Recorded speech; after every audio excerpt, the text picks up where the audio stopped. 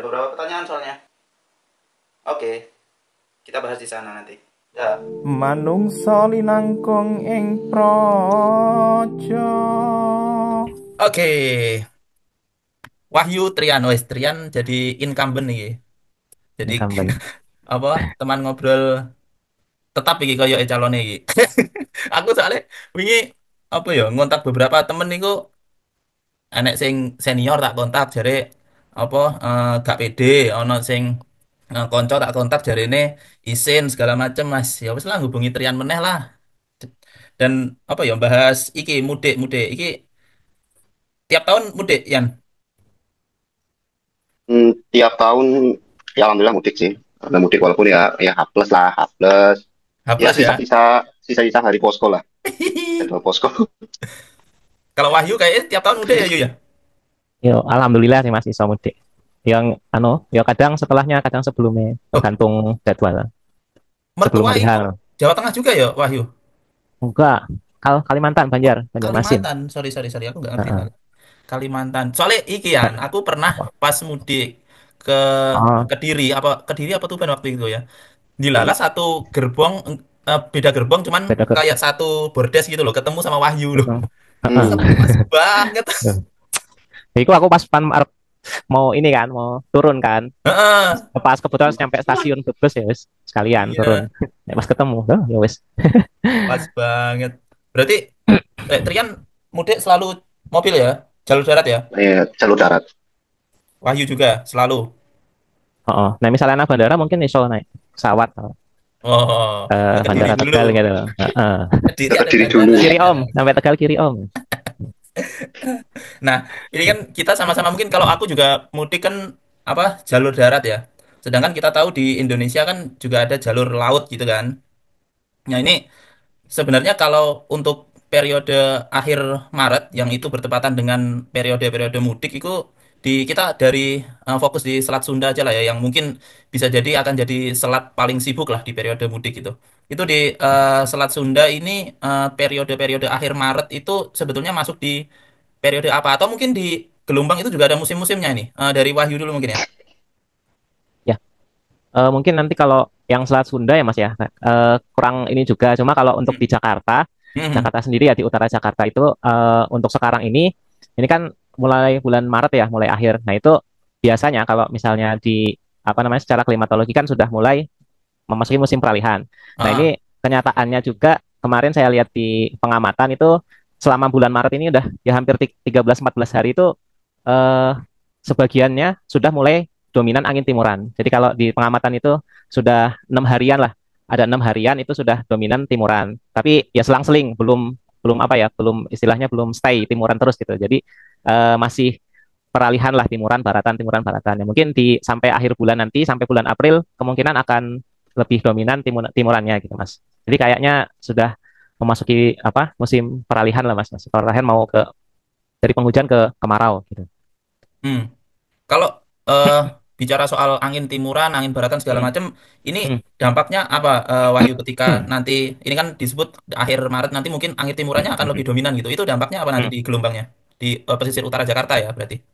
Ya, untuk gelombangnya sih biasanya kalau untuk angin baratan itu cenderung lebih besar ya, lebih tinggi maksudnya. Mm-mm. Apa namanya gelombangnya daripada pada saat angin timuran. Meskipun tidak Mm-mm. selalu seperti itu, cuman memang rata-ratanya seperti itu. Gitu Mas. Sama paling ya mengurangi hujan aja kita sama.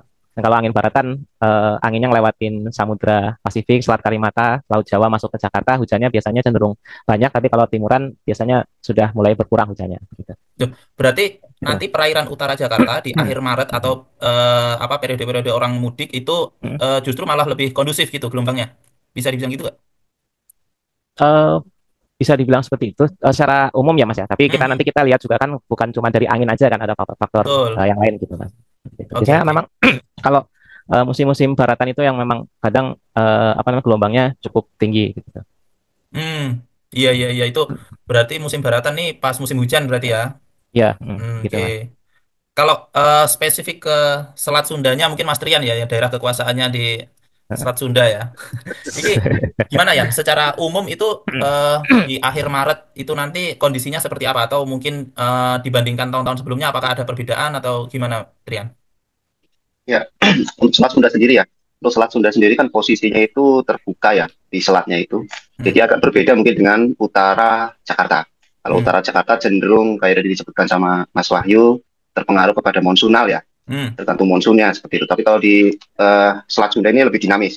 Jadi selain monsunal dari curah hujan juga dari posisi gangguan-gangguan cuaca di Samudra Hindia Hmm. seperti siklonik ataupun ada gangguan-gangguan yang lain ini sangat mempengaruhi di Selat Sunda sendiri. Jadi nggak tentu atau musim hujan ataupun peralihan. Kalau musim kemarau ini cenderung stabil ya. Nah, di bulan Maret ini ya kita tahu sendiri, mungkin yang lain juga mungkin bisa mengamati musim peralihan ini kan cenderung kalau dibilang periodenya eh, tumbuhnya siklon ya, Hmm. tumbuhnya bibit-bibit siklon ini sangat langganan lah di periode-periode ini gitu. Jadi di bulan Maret ini yang kita harus cermati sebagai meteorologis ya melihat gangguan-gangguan siklonik di Samudra Hindia yang menyebabkan pasti adanya peningkatan di Selat Sunda sendiri. Seperti di 2 hari 3 hari ini di bulan Maret ini di tanggal berapa ya mulai itu tanggal 13 sampai 15 inilah. Ini terasa sekali ada peningkatan angin yang Oke. bisa berakibat ke gelombang adanya peningkatan seperti itu. Dan kita coba analisis ternyata memang ada gangguan pola siklonik di kurang lebih di selatan Jawa Barat lah itu.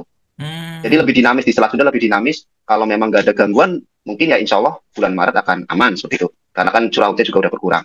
Tetapi sekali ada gangguan, itu bisa luar biasa dampaknya seperti itu.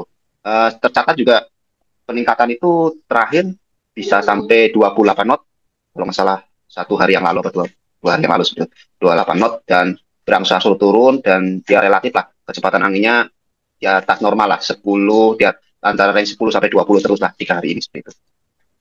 Oke, berarti eh, bisa dibilang sebetulnya kalau tanpa adanya pola siklonik atau pola angin memutar itu kondisinya akan cukup stabil ya, aman cukup cukup aman lah, Betul, kondusif lah ya. cukup aman betul. Tapi kalau seandainya ada terbentuk daerah siklonik di dekat-dekat Selat Sunda, nah itu yang jadi Hmm, perlu PR nanti jadi jadi perhatian masalah. gitu ya. Hmm, Nah, sebenarnya ini penasaran aku, Trian Wahyu itu kalau di pesawat kan kadang kalau ada cuaca buruk penerbangan itu bisa ditunda gitu ya. Atau kalau mungkin cuaca buruknya terlalu panjang bahkan mungkin bisa dialihkan ke penerbangan esok hari gitu. Nah, kalau di pelayaran itu atau di penyeberangan itu ada potensi kayak gitu nggak sih? Misalnya ketinggian gelombangnya cukup tinggi akhirnya ada penundaan keberangkatan gitu. Wahyu-wahyu mungkin yang pelabuhannya besar ya antar pulau-pulau besar gitu. Ya, jadi untuk kayak semacam penundaan pelayaran atau apa itu kan terkait dengan apa namanya pihak syah bandar ya. Jadi memang Ah, biasanya dari apa namanya lihat kondisi gelombang dan anginnya pada saat itu kan. Kalau memang misalnya kata itu pernah saya lupa kalau nggak salah tahun 2019 apa 2020 saya lupa itu. Itu pernah kan di sekitaran perairan Bengkulu itu sedang tinggi gelombangnya ah. dan kapal pada beberapa kapal yang tujuan ke sana dari Syah Bandar menerbitkan apa namanya semacam surat untuk penundaan atau tidak mengizinkan belayar untuk ke rute-rute tersebut gitu Mas. Jadi Oh, sama oke. saja sih. Nah, cuman namanya kan apa namanya tergantung tingkat bahayanya kan tergantung jenis kapalnya sendiri ya. Jadi kan ketika misalnya kapal akan belayar kan harus minta izin dulu dan nanti disesuaikan dengan ini rutenya kemana, perakiraan ke kondisi gelombangnya gimana. Nah itu kira-kira kapal tersebut cukup kuat nggak untuk ke sana gitu. Jadi kayak Hmm. misalnya kapal nelayan itu angin 15 knot, gelombang 1,25 meter itu udah mulai sudah cukup berbahaya lah untuk mereka. Tapi kan tidak untuk kapal-kapal yang kapal feri itu mungkin bisa lebih tinggi lagi ininya apa namanya ya batas untuk bahayanya gitu mas. Tapi Oh, untuk penutupan atau ininya ada sih mas gitu. berarti itu kayak perizinannya itu secara parsial ya, maksudnya nggak semuanya di apa dibatalkan gitu atau ditunda itu enggak ya? Berarti ada spesifikasi spesifikasi kapal tertentu gitu. Yang jelas kurang tahu juga pastinya ya mas ya Oh, gimana. oke. Memang ada suatu saat mungkin ketika gelombangnya sangat tinggi menerbitkan untuk rute ini ditutup. Cuman ada juga mungkin secara itu parsial tadi Hmm. gitu. Kalau di jalur penyeberangan Merak Bakahuni pernah ada kasus kayak gitu nggak, Trian? Misalkan gara-gara gelombang tinggi, pembatalan atau mungkin saya dulu pernah ada kejadian kan saya pernah juga hidup di pulau kecil ya di tengah pulau Jawa Laut Jawa gitu di Bawean. Nah, itu kapal udah berangkat karena gelombang tinggi, dia putar balik karena kapalnya kapal kecil sehingga tidak memungkinkan untuk dilanjutkan perjalanan gitu. Nah, itu kasus-kasus kayak gitu pernah terjadi nggak di penyeberangan Merak Bakahuni? Kalau di Merak Bakau, kita udah ada SOP ya bersama dengan Hmm, Syah Bandar. Syah Bandar dalam hal ini KSOP, yaitu salah satunya adalah parameter angin. Angin itu 20 knot oke. dan gelombang itu 2 meter. Hmm. itu masih dari Syah Bandar dengan pertimbangan-pertimbangan lain dari Syah Bandar akan bisa mengclose pelabuhan seperti itu. Oh, keren keren Jadi keren. tetap dari KSOP atau Syah Bandar sendiri yang bisa menutup. Kalau dari BMKG kita menginformasikan walaupun kita udah ada SOP 2 meter dan 20 knot, Hmm. kita informasikan dan ada pertimbangan lain dari Syah Bandar, mungkin Syah Bandar itu lebih tahu kapalnya ya. Ya, ya. Jadi bisa di close seperti itu. Tetapi kalau misalnya sudah terlanjur di laut misalnya, itu paling kalau dalam istilahnya mungkin apa ya, parkir di laut karena itu Hmm. lebih aman seperti itu. Bahkan kalau misalnya di Bakau kalau nggak salah kalau memang ada arus kencang pun mereka bisa berlindung di pulau, di samping Hmm. pulau. Kita kan lihat tahu arusnya itu arahnya kemana, kita berlindung kemana itu mereka sudah tahu lah pos-posnya itu seperti apa. Tapi dari area pelabuhan sendiri kami sudah terikat di SOP bersama dengan KSOP untuk kapal feri Merak Bakau dari parameter 20 knot dan 2 meter bisa saja KSOP bisa menutup pelabuhan dan itu dari kewenangannya itu ada di ASDP, ASDP dan KSOP seperti itu. Oke, berarti apa istilahnya thresholdnya, ambang batasnya itu udah jelas ya, ada Udah SOP-nya jelas. gitu.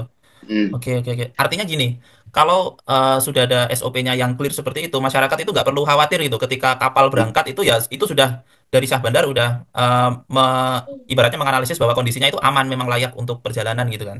Ya, betul. Betul. Oke, oke. Nah, ini juga kemarin itu sempat aku lihat di sosial media, stasiun maritim Priok itu kalau nggak salah rilis apa peringatan dini banjir rob ya, Mas Wahyu ya. Nah, Iya Mas, betul Mas, betul. itu kan jadi salah satu hal lain gitu di wilayah pesisir gitu, baik itu pesisir utara Jakarta ataupun mungkin pesisir yang Indonesia yang lain gitu. Karena saya tuh kebayangannya, kenapa saya ingin tanya ini karena saya terbayangnya misalkan ada orang perantauan di pesisir utara Jakarta kemudian mudik gitu. Pas ditinggal mudik ada banjir rob gitu. Nah, itu Hmm. eh, peringatan dininya itu sampai kapan sih Mas Wahyu untuk banjir rob itu? Ya, Apakah sekarang jadi masih ada atau sebetulnya sudah selesai peringatan dininya? ya, untuk peringatan dini untuk bulan ini kemarin itu aja tanggal 8 sampai 11 kalau nggak salah itu Mas, di Oke, Jakarta ya, utara Jakarta. Jadi sekarang udah berakhir. Jadi kalau eh, rob itu sendiri kan masing-masing wilayah beda-beda polanya, Mas, beda-beda ah, karakteristiknya. Jadi ada yang polanya diurnal. Jadi dalam 24 jam itu ada satu kali pasang, satu kali surut gitu. Ada surut. yang semi diurnal yang satu hari itu dua kali pasang, dua kali surut, ada yang campuran Hmm. gitu. Nah, untuk di Jakarta sendiri itu kan dia polanya satu hari itu satu kali pasang, satu kali surut. Nah, Hmm. itu biasanya kita keluarkan warning rob itu kita sekalian keluarkan jam-jamnya gitu, Mas. Jadi banjir Oke. rob itu enggak sepanjang dari pagi sampai pagi lagi itu banjir semua itu enggak gitu, Mas. Jadi tergantung pas periode pasangnya itu jam berapa gitu di suatu wilayah Hmm. gitu. Dan Jadi Hmm? ini kan dipengaruhi oleh siklusnya si bulan ya, berarti ya. Ya betul, Mas. Nah, itu Jadi berarti bisa diprediksi kan artinya jauh-jauh hari gitu. ya betul. Jadi memang prediksinya sudah ada. Jadi cuma Hmm. tinggal kita menyesuaikan karena kan setiap tempat itu kan, oh ya kita prediksi ada ininya ketinggian air misalnya 1 meter gitu kan, 1 meter. Hmm. Nah itu kan 1 meter di wilayah utara Jakarta sama di wilayah lain kan dampaknya berbeda gitu loh, Mas. Tergantung ketinggian pesisirnya juga kan, elevasinya gitu. Kalau misalnya elevasi dia rendah kan, ketinggian air 1 meter dia udah masuk ke daratan. Tapi kalau misalnya dia agak tinggi kan, pesisir yang agak tinggi kan dia mungkin masuk sedikit atau gimana. Jadi memang kita prediksikan pada saat pasangnya tertentu, maksudnya pasang pada ketinggian tertentu kita prediksikan ada banjir rob. Namun dampaknya sendiri ke wilayah itu ketinggiannya bervariasi gitu, tergantung ketinggian dari elevasi ini daratannya itu sendiri gitu, Mas. Nah, Oke, cuma oke. itu juga selain fase bulan juga kan kita juga ini juga untuk cuacanya gimana, terus kemudian keadaan gelombang sama anginnya juga gimana, Mas. Jadi kadang ketika misalnya pas fase bulannya fase rob kemudian ada hujan terus angin angin dan gelombangnya tuh mengarah dari lautan ke daratan ya itu bisa memperparah dampaknya yang masuk gitu. Nah, kalau Hmm. misalnya anginnya kencang kemudian arah anginnya itu masuk ke daratan, gelombangnya juga masuk ya itu mengamplifikasi lah memperparah untuk rob yang masuk ke dalam daratannya itu sendiri gitu. Hmm. Hmm. Gimana, Trian, terkait dengan info-info rob ini apakah eh apa ya cukup berpengaruh gitu di Serang atau gimana? Karena kemarin kita bahas soal ada beberapa sungai yang mungkin terpengaruh adanya pasang. Nah, itu gimana tuh? Ya, kalau dari Serang sendiri atau Banten ya, secara umumnya sendiri terkait dengan rob, kita juga agak dilema ya, karena terkadang juga dipengaruhi oleh pemukiman juga seperti itu. Pemukimannya yang terlalu di tepi pantai gitu, terlalu dekat dengan pantai itu juga jadi masalah seperti Oke. itu. Jadi Sebenarnya kan ada zona-zona terkait dengan pembangunan bangunan tempat tinggal dekat pantai itu kan harusnya ada gitu kan. Ah, Nggak ah, semerta-merta di tepi pantai langsung dibangunkan, nggak seperti itu. Jadi kadang juga dilema juga saat rob ini yang salah robnya apa yang salah bangunannya seperti itu. Itu kan jadi oke. kendala juga. Yang pertama, yang kedua kalau di daerah Banten sendiri mungkin nggak se ekstrim ya, nggak se ekstrim Jakarta seperti itu. Nggak se ekstrim Jakarta, paling di daerah-daerah utara ya jadi katakan sama Mas Wahyu tadi. Jadi nggak semerta-merta dari pasang aja kalau dari wilayah Banten ya. Jadi terkadang kita menentukan threshold 0,4 threshold 0,4 rob di bulan kemarau atau di periode kemarau sama di periode hujan musim hujan itu sangat berbeda. Kemarau itu sangat kurang, malah bahkan nggak ada rob seperti itu. Setelah kita kumpulkan dari media-media dan informasi dari yang lain juga saat kemarau itu sangat kurang. Dan mungkin yang berbeda dengan mungkin di Jakarta ya, mungkin Jakarta lebih cenderung ada pengaruh pasang pun bisa masuk seperti itu. Tapi kalau di wilayah Banten itu harus memenuhi kriteria dari segi thresholdnya, dari segi ininya baru bisa kerop. Karena Hmm, ya mungkin ya dari segi elevasinya itu nggak terlalu rendah ya rendah dari ya. Jakarta itu ya paling daerah-daerah pesisir itu. Makanya daerah pesisir juga saya juga mempertanyakan juga itu. Kalau ada bisa ada pemukiman di tepi pantai juga saya mempertanyakan juga itu. Jadi ya apakah yang salah rob? Memang itu memang area-area rob sebenarnya kan? Apakah memang ya dari segi pasangnya tinggi seperti itu. Tapi secara umum di daerah Banten hanya wilayah-wilayah utara seperti Karangantu, seperti Tangerang Utara, hanya wilayah itu aja sih nggak terlalu ekstrim gitulah. Oke, oke. Nah, untuk di eh, periode mudik itu kira-kira ada potensi rob nggak?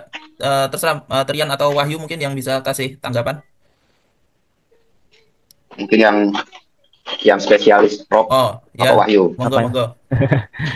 Ya kalau di kita lihat dari fase bulannya kan akhir bulan itu apa namanya ada apa namanya kemarin saya lupa pokoknya awal bulan bulan baru kan juga itu Mm-mm. potensi rob Perike juga kan apa nih dari oh ya sama, perigi ya sama Perike jadi apa Perike. ya jadi kemungkinan ya ada potensi juga robnya cuman terkadang itu rob itu nggak pas saat itunya kadang beberapa hari sebelumnya kadang pas tepat saat ini kadang eh, beberapa hari sesudahnya gitu mas. Ini di Hmm. apa? Kita bilangnya apa ya? Sepekan sebelum Lebaran atau di kapan nih itu potensinya Mas Wahyu? Untuk ini saya belum lihat datanya lagi Mas ya, maksudnya Oke. data ketinggian perakiran pasang surutnya. Jadi mungkin sekitar itu, cuma saya belum lihat datanya lagi Mas. Oke, karena gini, ini kita diskusi aja di kemarin bahkan hingga ya kemarin saya lihat apa prediksi kondisi atmosfer di wilayah Indonesia itu nampaknya akan ada peningkatan potensi hujan di dekat-dekat periode Lebaran tuh di akhir Maret nanti. Khawatirnya kalau seandainya di waktu yang sama ada rob gitu, itu akan meningkatkan potensi genangan di wilayah pesisir gitu. Nah, ini mungkin yang perlu jadi catatan juga untuk teman-teman yang mungkin tinggalnya di kawasan pesisir yang jadi langganan rob itu juga perlu antisipasi sebelum ditinggal mudik nih rumah-rumahnya gitu. Nah, kita bicara soal rob itu saya jadi teringat soal ini apa namanya isu perubahan iklim gitu. Ini kan tinggi muka laut itu berdasarkan eh, apa ya instansi-instansi BMKG internasional bahkan dari PBB juga itu hasil analisisnya dari IPCC report dan lain-lain sebagainya itu menunjukkan adanya peningkatan eh, tinggi muka laut rata-rata gitu. Nah, di kita di Indonesia itu meresponnya kemarin saya lupa nama menterinya siapa ya. Pokoknya adiknya presiden itulah. Nah, itu menyatakan bahwa strategi penanggulangannya itu untuk di kawasan pesisir akan membangun giant sea wall gitu. Nah, ini apakah menurut Wahyu sama Trian ini yang mungkin ekspertisnya memang daerah pesisir ya, itu strategi yang cukup tepat untuk menangani dampak dari banjir rob ini atau sebetulnya ada solusi lain yang lebih lebih apa ya tepat gitu bisa dilakukan gitu. Dari Trian mungkin.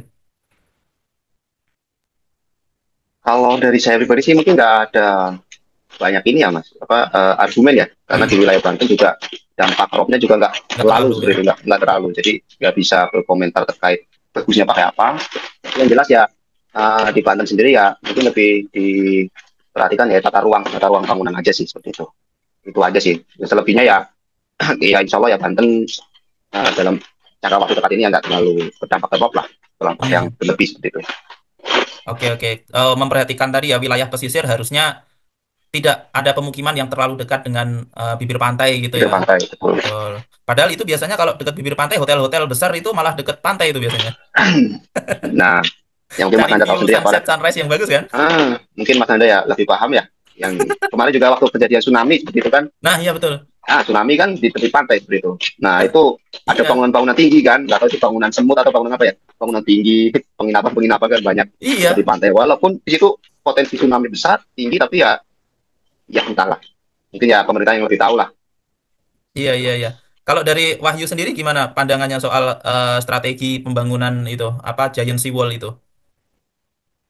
Ya, kalau saya pribadi mungkin kurang lebih sama Mas Trian tadi tentang tata ruang ini ya di pesisir ya. Cuma ya pada lebih lagi untuk Giant Sea Wall ini kan berarti sepemahaman saya ya itu kan kayak dibuat apa sih dinding di laut gitu kan ibaratnya gitu ya Mas ya. Hmm, Jadi ya mungkin bisa untuk menahan apa ketinggian air lagi apa ketinggian laut yang meningkat ya akibat dari perubahan iklim sendiri karena kan perubahan iklim membuat pemanasan global dan es mencair dan otomatis menaikkan air laut akan naik dan itu mungkin salah satu ini apa namanya cara yang dilakukan untuk ibaratnya mengurangi yang masuk ke daratan tapi tetap saja mungkin perlu dipertimbangkan lagi berbagai apa namanya dampaknya terutama dampak apa ya yang bisa ditimbulkan dari itu gitu entah mungkin dari segi untuk masyarakat sekitar kayak seperti ke nelayan bagaimana dampaknya kemudian ke apa namanya masyarakat-masyarakat yang tinggal di pesisir bagaimana dampaknya dan sebagainya itu aja sih mas kayaknya mas. hmm, oke, oke, oke. Jangan-jangan itu pembangunan pagar laut kemarin itu udah mau pasang pondasi itu Giant Sea Wall tuh, jangan-jangan. Nah, Ah, oke, nah, oke. Nah, yang mungkin jadi pertanyaan juga, eh, saya tuh pernah dulu naik kapal ketika kondisi hujan gitu. Hujannya lumayan deras dan ada anginnya gitu. Sebetulnya kondisi seperti ini tuh aman nggak sih, Wahyu Trian, kalau seandainya kita berlayar ini misalkan ketika periode mudik nanti saya ingin mudik dengan menggunakan kapal, kemudian diprediksikan ketika tanggal di mana saya akan berlayar itu akan ada potensi hujan lebat gitu disertai angin kencang. Nah itu kondisi tersebut kira-kira aman nggak buat berlayar, Wahyu? ya jadi kalau ada kondisi hujan lebat ya itu yang jelas memang itu berbahaya untuk pelayaran Mhm. di mana hujannya itu dari curah hujannya banyak kan kemudian anginnya juga biasanya kan hujan hujan lebat itu disertai angin-angin kencang ya meskipun cuman sebentar itu dari awan cumulonimbus kemudian ada apa namanya itu angin tersebut kan bisa menaikkan gelombang gitu sendiri. Nah untuk jelas itu berbahaya, tapi untuk sekali lagi tingkat kebahayaannya juga tergantung kapalnya juga gitu mas. Karena kan jadi kan angin itu kan ketika hujan anginnya kencang kemudian menaikkan gelombang ketinggian gelombang. Nah itu tergantung kapalnya sendiri. Ketika kapalnya kecil misalnya kayak perahu nelayan mungkin sekitar 1,25 meter 1,25 meter udah mulai ini berbahaya gitu mas. Namun untuk Hmm. kapal-kapal yang gede-gede seperti kayak di Tanjung Priok itu kan kapal-kapalnya kapal-kapal besar ya, lebih kapal jarak jauh lah ibaratnya pelayaran jarak jauh itu kalau gelombang masih 1,25 meter 1,25 itu masih Aman. biasa saja aman saja Hmm, gitu oke. mas. Cuma mungkin tetap diwaspadai untuk yaitu gastinya itu mas. Gitu. Hmm, Gastinya sama hujannya yang ke kapal. Gitu. oke, Jadi berbahaya, namun tingkat berbahayanya tergantung dari jenis kapal yang dipakai. oke, oke. Itu sih mas. Ah, Hmm. kalau Trian di Selat Sunda dengan kondisi cuaca yang hujan lebat gitu, kira-kira kondisi itu aman nggak Trian untuk menyeberang di sana ketika ada Hmm. kondisi itu? Ya, ya, kita ngomong berarti kapal feri ya, kapal Ya. penyeberangan ya. Hmm. Untuk hujan lebat sendiri di kapal feri mungkin ya karena jarak tempuh kita juga pendek, kurang lebih 1 jam apa ya. Itu kalau dalam perjalanan sendiri tidak terlalu berpengaruh ya, seperti itu. Hmm. Kalau apalagi hujan lebat paling berpengaruh ke uh, visibility. Oh, Tetapi oke. kan di zaman sekarang kapal itu udah dilengkapi pasti lengkap udah GPS, jadi ya nggak jadi masalah. Tetapi kapal di Selat Sunda sendiri lebih berpengaruh di take off atau take off lagi standar, standar, standarnya seperti di dermaga itu. Jadi cuaca ekstrim itu cenderung di standarnya, standar ataupun berlakunya seperti Hmm. itu. Tetapi kita kembalikan lagi ke kondisi kapal ya. Kalau kita ngomong kondisi kapal normal, kalau di dalam tengah laut atau di perjalanan itu cenderung lebih aman sih daripada saat kita ke dermaga seperti itu. Hmm. Berarti aman ya. Nah, Jadi nggak harus aman, nggak usah khawatir. oke, oke.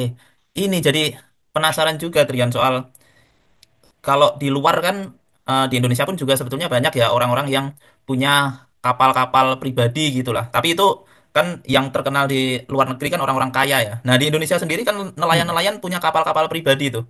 Di Bawean sama Madura itu dulu sering saya temuin orang yang misalkan mancing berhari-hari pakai kapal pribadi. Nah, bahkan mudik juga pakai kapal pribadi. Kalau di pesisir utara Jakarta dan di Selat Sunda itu ada nggak fenomena mudik dengan kapal kayu, kapal pribadi gitu, Trian? Kalau sepengetahuan saya ya, kalau sepengetahuan saya sih tidak ada ya, karena kita tahu Selat Sunda itu jalur pelayaran padat, Hmm. internasional ataupun nasional itu padat, dan di internasional pun atau pelayaran-pelayaran non ferry pun kita dimonitor oleh Badan Navigasi ya. Kalau di Oke. sini VTS, jadi apabila ada kapal-kapal nelayan yang sekiranya itu melenceng, Hmm. ataupun pasti kan ke Lampung itu jelas-jelas melenceng kan, udah ke tengah laut, jadi kita pasti akan ditegur seperti itu. Oke, Tapi oke. ya saya kurang kurang tahu kalau kapal-kapal mungkinnya dalam artian nelayan yang kecil itu ada kemungkinan untuk mudik ke Lampung atau mungkin sebaliknya, saya kurang tahu sih. Tapi yang jelas kalau untuk kapal-kapal pribadi yang mungkin udah terpasang GPS atau apa pasti akan ditegur oleh Badan Navigasi seperti itu. Ah, kalau di Priok sendiri ada nggak fenomena kayak gitu, Wahyu? Misalkan mau mudik ke Cirebon nih, naik kapal gitu, kapal pribadi Kalau gitu. ya kalau saya pribadi sih belum belum pernah dengar sih masih ada gitu, Ah, karena kan jadi kan kebanyakan kalau di Priok sendiri kan kapal-kapalnya kapal-kapal yang besar ya. besar ya, jadi yang antar pulau. Ya, kalau ada kapal pribadi mudik seperti itu saya juga kurang tahu, tapi belum pernah dengar sendiri sih mas saya sendiri. Oke, oke, oke. Nah, apa namanya terkait dengan gelombang itu kan kita bisa dapat infonya itu dari banyak sumber gitu. Baik itu dari instansi resmi seperti BMKG gitu, atau mungkin juga misalkan dari web-web seperti Windy dan lain sebagainya itu kan juga menyediakan informasi prediksi gelombang gitu. Saya penasaran kira-kira itu kalau cuaca kan kita bisa rasakan ya, maksudnya ketika besok diprediksi hujan, kita langsung sebagai masyarakat umum itu bisa melihat kira-kira besok itu ternyata terjadi hujan atau enggak gitu. Ketika kita di sudah kondisi besok itu kita udah alami gitu. Nah itu kalau di gelombang itu gimana kita bisa tahu informasi prediksi gelombang itu eh, akurat atau tidak gitu. Cara memverifikasinya itu seperti apa, Wahyu? Ya, ya kalau untuk gelombang sendiri memang ini sedikit agak apa ya, karena untuk verifikasi sendiri kan butuh data pengamatan ya. Jadi untuk Betul. data pengamatan sendiri kan ada pakai alat, dan kalau Hmm. misalnya di Indonesia sendiri memang masih kita agak kekurangan di situ. Tapi kita bisa verifikasi selain dengan alat yang ditanam di laut, kita bisa salah satunya mungkin yang sering dipakai itu satelit altimetri, Mas. Jadi kita eh, verifikasi pakai itu. Sebentar, ini Nah, satelit ya, altimetri ini dia dari luar angkasa ya, satelitnya ya. ya untuk Kemudian, mendeteksi ketinggian laut gitu. oke, ketinggian si air Ketinggian lautnya. air, ya, ya, ya gitu. Hmm, Terus selain itu juga kita biasanya yaitu apa namanya? Verifikasi dengan ikut apa namanya ikut kapal gitu, berlayar gitu kan, kegiatan ikut berlayar, terus ya mengamati di saat selama perjalanannya itu verifikasi manual. Cuma memang sekarang sih sebenarnya yang ini yang altimetri itu sih mas ya. kalau di Selat Sunda, Trian, saya dengar-dengar di Selat Sunda kan ada HF radar ya. Hmm, Nah, ya. itu apakah itu bisa digunakan, gini deh, HF radar itu eh, barang apa? Kemudian apakah itu bisa digunakan untuk tadi memvalidasi atau memverifikasi prediksi gelombang, Trian? Untuk HF sendiri kan basic datanya itu arus ya. Oke, Jadi arus. keluarannya itu arus memang. Jadi ya kalau gelombang kita pasti pakai algoritma lagi seperti itu. Hmm, Jadi sama aja sih. Kalau algoritma ya sama aja turunannya dengan permodelan seperti itu kan. iya, iya, iya. Kalau di Selat Sunda sendiri sih masih high radar itu ya arus laut, tidak ada keluaran gelombang seperti itu. Tapi ya alhamdulillah cukup membantu untuk perairan-perairan selatan terkenal dengan arusnya yang sangat kuat seperti itu. Hmm, hmm. Lagi sih, Wan. Oke, oke. Berarti eh, dari nilai arus itu diturunkan menjadi estimasi Gelombang. lah, estimasi ketinggian gelombang Betul, gitu. betul. Oke, saya pikir ada nilai gelombangnya itu. Ternyata Oh, enggak ya? nggak ada sih, nggak ada. Oke, oke. Nah, ini kita sekarang beralih ke point of view ke masyarakat gitu. Ini eh, misalkan ada masyarakat tetangga-tetangga kita yang mau mudik lewat jalur jalur laut gitu. Nah, dilalah atau kebetulan di H-5 Lebaran itu cuaca di Selat Sunda ataupun di perairan utara Jakarta itu kondisi cuacanya itu buruk gitu loh. Baik itu terkait dengan kondisi atmosfernya ataupun kondisi gelombangnya gitu. Nah, ini eh, saya ingin minta saran nih ke Trian sama Wahyu, baiknya ini masyarakat yang ingin mudik melalui jalur laut di kondisi tersebut itu seperti apa baiknya? Mungkin dari Wahyu dulu. Oke, ya. Ya, jadi untuk mudik sendiri itu kalau untuk di Jakarta itu kan kebanyakan pakai kapal-kapal besar ya Mas ya. Jadi Ya. dan itu juga sudah melalui proses yang panjang gitu untuk kapal tersebut bisa berizin memperoleh izin untuk berlayar. Nah, salah satunya itu syaratnya kan keadaan cuaca, perakiraan cuaca dan gelombang yang rute rute yang akan mereka tuju gitu Mas. Jadi mungkin kalau dari saya nggak apa-apa tetap ikutin arahan dari petugas yang berwenang saja. Cuma mungkin kita tetap persiapan lebih ke persiapan pribadi sih Mas kayak semacam mungkin bawa apa jas hujan mental atau bawa obat-obatan pribadi. Jadi ketika di kapal misalnya pada saat hujan kita bisa menyesuaikan gitu kalau mau jalan-jalan di luar gitu. Gitu Oh, aja sih Mas. Nah, kalau misalnya untuk kapalnya sendiri sudah ada pihak yang ibaratnya mempertimbangkan hal-hal semacam itu seperti cuaca dan lain-lain dan menentukan apakah kapal tersebut diizinkan untuk berlayar untuk mudik atau tidak seperti itu Mas. oke, oke. Dari Trian sendiri gimana Trian? Kalau saran untuk masyarakat yang mungkin nanti akan mudik terus apa diprediksi kondisi cuacanya buruk itu sebaiknya seperti apa? Ya, sebelum mungkin ya tips ya. Nah, mungkin informasi sendiri terkait dengan mudik di Pelabuhan Merak Bakau di periode kali ini dari hasil rapat dengan kewenangan di pelabuhan sendiri nanti dibagi tiga pelabuhan. Pelabuhan Ciwandan untuk roda 2, Oh, roda 4 itu ke Merak, seperti itu, oke. dan untuk truk sembako ya. Karena kan kalau non sembako kayaknya udah di stop ya, sembako dan kecuali yang lain lah. Saya juga lupa juga kayak truk sembako itu ada di Bojonegoro, Bojonegara. Kalau Bojonegoro Jawa Oh, Timur ya, Oke, oke. Bojonegara, jauh Bojonegara, banget kirain Bojonegara. Bojonegoro. Nah, Bojonegara sudah jadi dibagi Oke. tiga. Nah, untuk tips untuk masyarakat apabila mudik ke Selat Sunda sendiri, yaitu tetap terus update informasi cuaca yang pertama, yang kedua terus update informasi-informasi dari ASDP apabila ada informasi-informasi ASDP terkait dengan penjualan tiket ataupun pengalihan jalan dan lain-lain itu terus update seperti itu.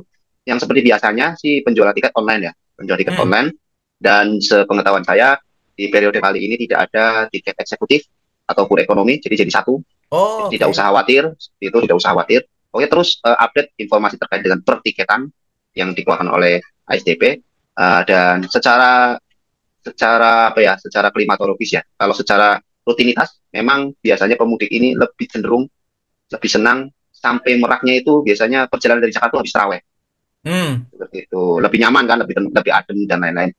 Tetapi terkadang bertentangan juga dengan cuaca. Ah, Itu gimana jadi tuh? problematis juga. Kalau dari cuaca sendiri secara klimatologis ya, tetapi tetap ya, tetap update dari informasi cuaca. Tetapi ini kita lihat dari historinya sendiri. Historinya sendiri cuaca buruk itu cenderung di sore, malam hingga ya dini hari lah seperti itu. Sebenarnya Oke. lebih cenderung lebih aman di pagi hari sampai Merak seperti itu. Tetapi ya terus update karena kan namanya cuaca kita terus berubah-ubah. Tetapi lebih aman dan lebih normal lagi itu di pagi hari terkait dengan angin ataupun cuaca-cuaca yang lain. Hmm. Iya, iya Gitu aja. itu mungkin fenomena yang juga kita bisa lihat di TV-TV. Biasanya kan pelabuhan Merak Bakahuni itu padat banget ketika malam ya. Betul, betul. Malam itu wah luar biasa padat. Nah, itu saya jadi keinget. Saya kan pernah nyebrang ke Lampung gitu kan. Saya baru tahu kalau jasa tukang urut di kapal itu luar biasa besar sekali. Ternyata Iya. masif sekali. Jadi saya lumayan kaget ketika masuk kapal terus kan dia ada apa kasur-kasur gitu kan ya. Dan ternyata di situ jadi tempatnya pijit supir-supir truk gitu. Ternyata bisnis yang masif sekali ini tukang urut itu ya. Itu mungkin kalau saya kan mabuk juga kalau naik kapal kan. Itu bisa jadi opsi itu. Yang mabuk-mabuk laut tuh. Oke, oke. Nah, itu saya juga jadi penasaran. Selat Sunda kan tadi dibilang perjalanannya nggak terlalu lama gitu ya, karena memang jaraknya yang pendek gitu. Nah, Hmm. kalau jaraknya pendek, kenapa nggak dibangun jembatan aja ya, Trian? Kalau di Surabaya sama Madura kan kita ada Suramadu kan. Kenapa nggak di eh, apa Merak Bakahuni itu kita punya jembatan Merbaku gitu kan? Hmm. Kenapa tuh nggak dibangun jembatan tuh kenapa? Ada tahu nggak ini? Saya coba browsing-browsing ya Hmm. kemarin terkait dengan jembatan itu memang sudah digadang-gadang sudah lama. Oh gitu. Mungkin udah dari Soeharto sampai Presiden kita SBY pun sudah bikin semacam apa ya, yang mungkin semacam kayak kepanitiaan ya, atau tim kaji lah seperti itulah. Ah, ah, Tim ah. kaji terkait dengan jembatan. Nah, di saat periode setelah Pak Susilo Bambang Yudhoyono ini, nggak tahu tuh pertimbangannya apa, ataukah ada proyek yang besar lagi yang jadi fokusnya. Jadi sampai sekarang tidak ada pembahasan terkait dengan Selat Sunda seperti itu. Tetapi banyak eh, banyak apa ya terkait dengan kendala ya atau hal-hal yang bisa menghambat terkait dengan pembangunan jembatan. Salah satunya yaitu Krakatau, anak Krakatau. Oke. Itu sangat berpotensi tsunami. Tapi ya banyak kajian-kajian juga membantah dalam artian masih aman kok seperti itu. Oh, Dan yang kedua terkait dengan jalur Selat Sunda. Ya, yang mungkin yang kita paham bahwa yang kita masyarakat tahu yaitu Selat Sunda ini penyeberangan Merak Bakau. Tetapi di situ juga ada jalur internasional yang cukup padat juga. Makanya di situ ada badan navigasi yang diwakili oleh VTS. hmm, Di situ juga ada, jadi sangat padat jalur internasional yang ke arah Asia ataupun ke Australia seperti itu. Itu mungkin jadi pertimbangan juga. Dan selain itu juga panjangnya juga lebih panjang dari Suramadu ya. oke. Kurang lebih berapa ya itu lebih panjang lah seperti itu. Mungkin hal-hal itu jadi pertimbangan mengapa nggak cepat realisasi. Cuma memang pemerintah kita tidak menutup mata di era dulu dari zaman dulu sampai dengan SBY itu konsen ke situ. Tetapi setelah Bambang Susilo Bambang Yudhoyono, Bapak SBY itu terhenti Hmm. dan mengalihkan fokus untuk proyek nasional IKN. Oke, oke, oke. Itu kalau mungkin dibangun jembatan gitu, wah itu bakal jadi spot foto paling laris itu. Nah, betul, betul. Dan pemerataan dari segi penduduk dan ekonomi itu jadi Oh lebih merata iya, antara Sumatera dengan Jawa itu lebih betul, lebih betul. berimbang lah seperti itu. Dan itu juga itu bahkan kalau nggak salah itu sempat saya kurang tahu sih di eranya siapa itu gubernur-gubernur Sumatera itu mendesak pemerintah pusat untuk membangun jembatan Hmm, seperti itu. Bahkan sudah pada setuju karena kan pemerataan ekonomi juga sangat berpengaruh di Sumatera juga akan nanti pasti akan meningkat seperti itu. Mungkin ada hal lain pertimbangan dari pemerintah pusat yang sekarang ataupun sebelumnya kenapa nggak jadi fokus gitu. Tapi itu memang hmm, kajian itu udah berlangsung lama. Ya mungkin ya seperti kayak ibu kota negara kita gitu kan berganti itu kan memang dari zaman dulu gitu kan. Alhamdulillah betul. dicetuskannya di tahun Bapak Jokowi dan mungkin di penyeberangan ini juga kapan mulainya dan selesainya kapan juga mudah-mudahan juga bisa terrealisasi di periode-periode berikut. Hmm, oke, oke, oke. Terakhir ini, bisa kasih tips nggak sebagai teman-teman yang aktif memantau kondisi wilayah pesisir gitu? Tips untuk pemudik yang berlayar melalui wilayah pesisir utara Jakarta ataupun tepatnya di Tanjung Priok itu, eh, tips aman dan nyamannya untuk mudik tahun ini gimana, Wahyu? Ya, mungkin sedikit tips ya yang jelas untuk memudik dari Tanjung Priok. Yang pertama ya cek lagi tiket. Sekali lagi tiket itu hal yang urgent ya, yang paling penting cek waktu keberangkatan dan tanggal nih. Ini kadang ada beberapa juga sempat saya temui pas datang, terlebih kalau dini hari. Dini hari kan itu kan udah ganti tanggal itu ya. Jadi kadang Oh ya. ada yang datang tuh salah gitu karena tanggalnya salah ya. Jadi ya perhatikan lagi, cek lagi tiketnya, kemudian jamnya, dan kalau bisa datang jangan terlalu mepet karena kan nanti setelah masuk pelabuhan kan ada proses check-in, pengecekan bagasi dan sebagainya. Jadi ya datangnya jangan terlalu mepet dengan jadwal kapal. Kemudian juga selalu bawa perlengkapan obat-obatan pribadi, terutama untuk karena dari Tanjung Priok itu mudik biasanya cukup lama ya karena rutenya jauh-jauh, jadi persiapkan obat-obatan pribadi mungkin untuk mengatasi kalau ada mabuk laut dan sebagainya, bawa jaket juga, dan juga bawa apa namanya, kipas ya, kipas kipas yang Kipas. manual, apa namanya, barangkali apa namanya, panas gitu kan karena kan ramai, mudik kan biasanya itu kapalnya ramai. Untuk kipas apa sih ini loh, kipas manual gitu. Bukannya ini banyak angin, AC. Wahyu, di atas kapal sampai masuk Ya angin. kalau ya ya kalau di luar iya memang Mas. Cuma maksudnya Oh, kalau kalau di di dalam dalam itu kan, ya. kalau di dalam itu. Nah, kalau kalau Ah, kepanasan oke. ya memang keluar enak sih, anginnya bisa masuk angin juga itu. Itu perlu dapat bawa apa, jaket juga dan lain sebagainya. Intinya direncanakan, sekali lagi dicek lagi tiket dan persiapkan untuk waktunya, jangan terlalu mepet, dan yang terpenting kesehatan juga dipersiapkan. Dan juga Hmm. barang-barang bawaan juga diamankan, maksudnya di apa namanya, diperhatikan jangan sampai nanti ketika keluar dari kapal ada yang tertinggal atau tertukar dengan yang lainnya gitu. Dan selalu cek info update dari kanal-kanal resmi BMKG, terutama BMKG Tanjung Priok, untuk Hmm. melihat update cuaca yang real time-nya seperti itu. Di mana, Wahyu? Apa Instagramnya kah atau Ya, websitenya di mana bisa ya. diakses? Untuk BMKG Tanjung Priok bisa cek di Instagramnya @bmkgpriok, dan di webnya bmkgtanjungpriok.info. Oke, nice, nice. Ini kalau nyebrang di jalur perjalanan laut yang panjang gitu di kapal, kalau dulu ya ada Hmm. ini apa namanya, makan berbuka dan sahur itu dikasih dari kapalnya. Kalau sekarang masih ada nggak itu, Wahyu? Tahu nggak? Kurang tahu pastinya ya Mas. Cuma kalau hari-hari biasa sih, saya pernah naik kapal itu hari-hari biasa memang dikasih makan pagi, siang, malam gitu kan. Oh, oke. Nah, cuma kalau untuk puasa saya juga belum pernah, kebetulan belum pernah naik kapal pada saat bulan puasa gitu. Cuma seharusnya sih tetap dapat sih. Hmm. Iya dulu teman-teman saya tuh kurang kerjaan tuh dia sok-sokan niru One Piece pulang ke Jawa Timur naik kapal. Aduh, sampai Itu sampai saya Tanjung tahu ya Priok orangnya itu. malam-malam apa ya? Saya tahu orangnya itu Lo yang suka tahu nonton ya? One Piece pasti. Saya Kurang tahu orang itu. kerjaan mereka itu. Dapat tapi nggak Mas itu? Apa?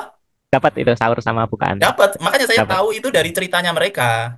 Oh, mereka atau kita atau kami. Kalau Trian, apa Trian tipsnya yang mau nyebrang di apa namanya Selat Sunda ataupun mungkin secara umum lah yang mau nyebrang menggunakan kapal ini tips-tipsnya apa aja? Ya kalau untuk personalnya ya jaga kesehatan itu utama ya. Utama jaga kesehatan, persiapan obat-obatan, eh, makanan terutama dan kalau bisa ya sebelum berangkat udah berlapang dada bahwasanya ini mudik bukan pulang kampung. Jadi sensasinya pasti akan berbeda dengan pulang kampung biasanya seperti itu. Macet dan lain-lain itu kan sensasinya mudik seperti itu. Betul. Harus banyak-banyak lapang dada karena semuanya apalagi dalam keadaan puasa kadang perut kosong, lapar dan ya kendalikan emosi lah seperti itu. Dan informasi tetap perhatikan lagi informasi-informasi update karena di Selat Sunda sendiri informasi itu bisa sewaktu-waktu berubah tergantung dari kondisi pelabuhannya dan cuaca. Tetap pantau informasi dari ICP, informasi terkait pelabuhan, informasi dari kepolisian terkait dengan lalu lintasnya, dan informasi terkait dengan cuaca dari BMKG seperti itu. Dan hindari atau mungkin uh, apa ya filter atau mungkin pandai-pandailah untuk memilih-milih berita karena biasanya di musim-musim kredit seperti ini banyak beredar informasi-informasi hoax yang meresahkan para pemudik. Jadi tetap pantau kanal-kanal resmi dari pihak-pihak yang berkredibel seperti itu. Oke, oke, oke. Kalau di Serang sendiri ada rujukan kanal informasi yang oke nggak Trian terkait dengan penyeberangan? Atau sudah tercover di Ya, di Priok kanal itu? kami di kalau dari kami sendiri di IG ya di Instagram di Hmm. BMKG Kota Serang itu dipantau dan kami pun terus memantau di posko kami di Merak. Jadi kalau ada apapun bisa DM di Instagram, insya Allah eh, kami akan melayani 24 jam tanpa hari libur ataupun lebaran. Kami terus memantau dan memberikan pelayanan informasi cuaca para pemudik di Selat Sunda khususnya. Oh, iya, gara-gara mention Itu aja soal sih, Mas. posko saya jadi keinget apa namanya di sana itu kita singkat aja mungkin Trian ya. Di sana ada berapa posko Trian untuk tahun ini? Untuk tahun ini terupdate ya, karena kan Di dinamis ya. pelabuhannya maksud saya ya, di pelabuhan. Di pelabuhannya ya. Di pelabuhannya ya dinamis nanti tergantung dari arahan. Tetapi Hmm. sampai saat sekarang ada dua posko di posko terpadu kita bergabung di sana di dermaga 2 itu Oke. satu itu yang kedua itu ada di BPTD di kantor Oke. BPTD Merak kita posko di situ untuk Masyarakat sementara sih bisa ke baru dua situ. sih bisa karena kita kerja untuk rakyat fasilitas-fasilitas ini kita juga dari rakyat ya masyarakat bebas untuk eh, ke situ atau mau nanya terkait dengan cuaca dipersilakan nggak usah canggung apalagi kalau dalam kondisi kredit silakan mampir ngadem dikit-dikit atau mungkin meluruskan boyok ya meluruskan pinggang dan lain dipersilakan. Itu kalau tahun lalu kan posisinya di dekat kapal ya.